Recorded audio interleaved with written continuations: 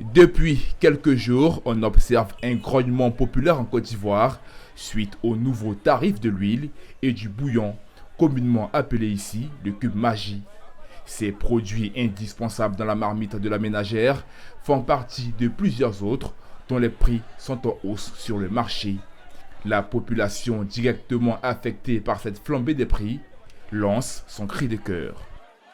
Aujourd'hui, je suis obligé d'ajouter 1500 à l'argent de 3000 avant avec le sac de riz qui était à la maison. Donc aujourd'hui, on est passé de 3000 à 4500 pour pouvoir avoir de quoi manger un peu décemment avec les enfants. C'est très difficile, on ne s'en sort pas.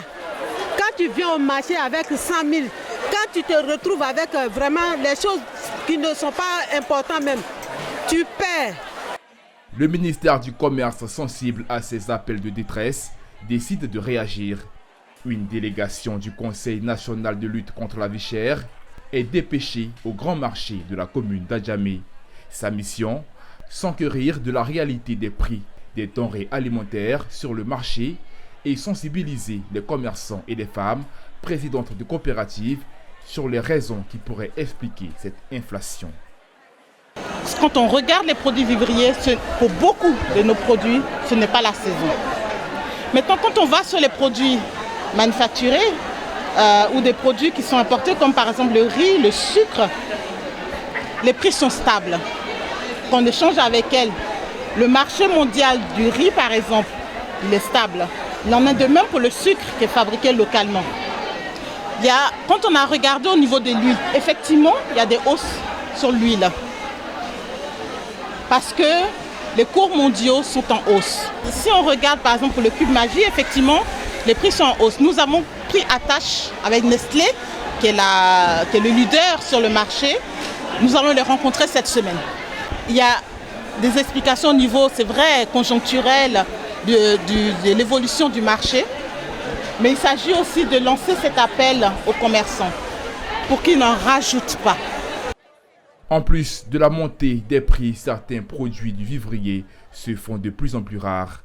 Impact de la crise sanitaire à Covid-19 ou décalage des saisons. Yvonne Goulelou, présidente de la coopérative des marchés de gros à Adjamé, situe sur la perturbation de la chaîne d'approvisionnement. On a dit que la plupart des problèmes, c'est la pluie. C'est des produits saisonniers.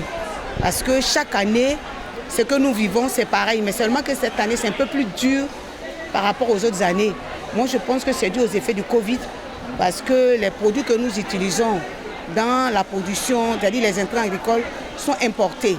Et tout le monde sait qu'il y a une conjoncture mondiale. Et c'est forcément qu'il y a une incidence sur les autres pays.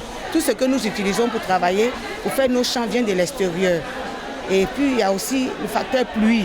Cette année, il n'y a pas eu beaucoup de pluie.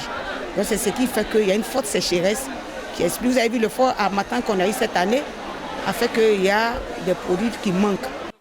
Rappelons que le Conseil national de lutte contre la vie chère a pour mission principale d'assurer la coordination et le suivi de la mise en œuvre des stratégies de lutte contre la vie chère définies par le gouvernement.